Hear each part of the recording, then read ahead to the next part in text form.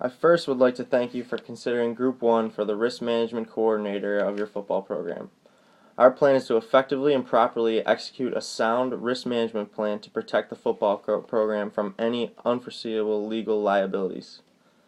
The plan includes guidelines to assess the risks involved with the hazards of sporting events, most notably for the protection of the players, coaches, and spectators, and also from the facility and the facility's equipment.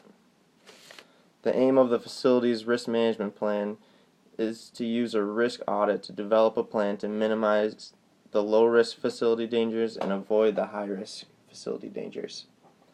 A plan must be in place to protect from any and all safety hazards on the grounds. A risk audit will also be used to help identify potential safety hazards and classify each hazard from low to high. High-risk hazards include crowd management, parking and traffic, and emergencies due to fire, weather, and injury. Low-risk hazards include objects on the field, or objects being thrown onto the field. Staff must be properly trained in appropriate evacuation procedures from severe weather and fire, and also injury attention. Parking and traffic information will be available online and on local radio station coverage. Security will be overseeing the parking lot and also be directing traffic flow and patterns. Dysfunctional fans will be deterred by sportsmanlike announcements throughout the game, security personnel at every entrance and exit, and also there will be a number posted for fans to text security and notify them of fans that are becoming intolerable. A budget will soon also be implemented to secure a fund specifically to cover the costs in a case where an unforeseeable event does take place. Monthly questionnaires for employees and fans will also be implemented in order to discover any and all possible improvements. The next phase of our risk management plan is the proper placement and supervision of facility equipment. Patrick Edwards suffered a compound leg fracture when he ran into an equipment cart that was too close to the sidelines during a game. Edwards filed a lawsuit due to negligent equipment placement on behalf of Marshall University and Conference USA.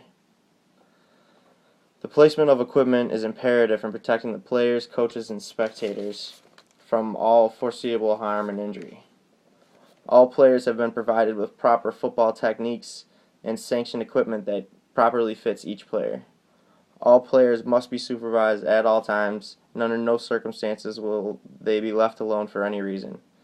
An AED must be placed on the facility's grounds, and properly trained injury and medical staff should be readily available during any sporting activity. All goalposts, fencing, light poles, walkways, surfaces, stairs must be inspected for any possible hazards.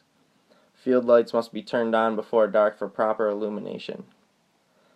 All bleachers must be inspected before any contest to avoid any sort of collapse or fall from faulty equipment. The most important part of our job is to keep the student athletes safe from the hazards at all times. To effectively do this, risks need to be assessed in the areas of the facility that is reserved only for the players, coaches, and staff.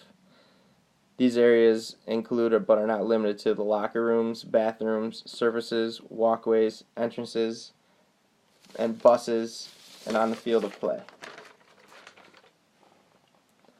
On-the-field risks to the player can be avoided by making sure the field has proper drainage, the field has been inspected and cleared of all debris, the field paint and grass pesticides must not contain any substances that can cause eye or skin irritation or respiratory ailments.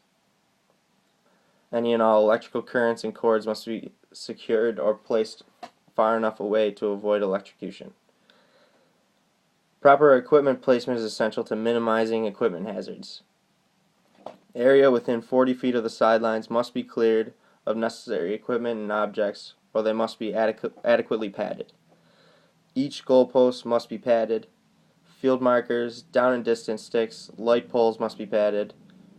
Field markers must be flat-bottomed and not spiked. Golf carts, portable towers, tables, benches, heaters, water coolers, and all equipment must be padded or moved 40 feet away